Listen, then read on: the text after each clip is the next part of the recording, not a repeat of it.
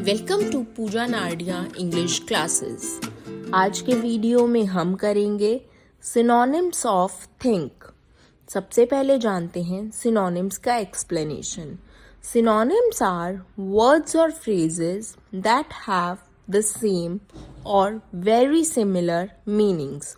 अर्थात समानार्थी शब्द वे शब्द होते हैं जिनका अर्थ एक जैसा या लगभग एक जैसा होता है। Let's do synonyms of think.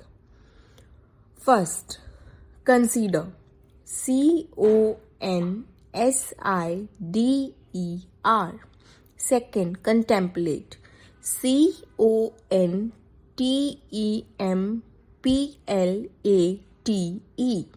Third, reflect, REFLECT। Fourth, mediate, MEDIATE.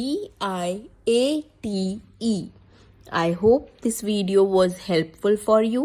Thanks for watching. For more videos, like and subscribe the channel.